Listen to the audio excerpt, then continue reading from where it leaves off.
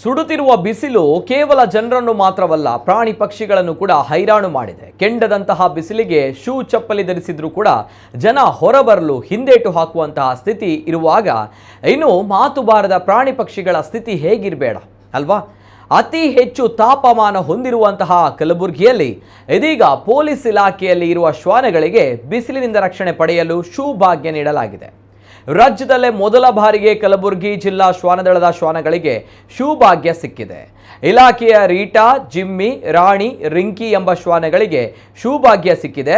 ಜಿಲ್ಲಾ ಸಶಸ್ತ್ರ ಮೀಸಲು ಪಡೆ ಆವರಣದಲ್ಲಿನ ಶ್ವಾನಗಳನ್ನು ಬಿಸಿಲಿನಿಂದ ರಕ್ಷಿಸಲು ಶೂ ಹಾಕುವುದರ ಜೊತೆಗೆ ಏರ್ ಕೂಲರ್ ವ್ಯವಸ್ಥೆ ಕೂಡ ಮಾಡಲಾಗಿದೆ. ಜೊತೆಗೆ ಬಾಯಾರಿಕೆಯಾದಾಗ ಎಳನೀರು, ಸಾಬುದಾನಿ, ರಾಗಿ ಗಂಜಿ ಸೇರಿ ಇನ್ನಿತರ ತಣ್ಣನೆ ಪದಾರ್ಥಗಳನ್ನು ನೀಡಲಾಗ್ತಾ ಇದೆ. ಅಪರಾಧ ಕೃತ್ಯಗಳ ಪತ್ತೆಗಾಗಿ ಶ್ವಾನಗಳು ಹೊರಗಡೆ ಹೋದಾಗ ಪಾದಗಳಿಗೆ ಶಾಖ ತಗುಲಬಾರದೆಂದು ಕಲಬುರಗಿ ಜಿಲ್ಲಾ ಪೊಲೀಸ್ ಇಲಾಖೆ ಈ ನಿರ್ಧಾರ ಕೈಗೊಂಡಿದೆ.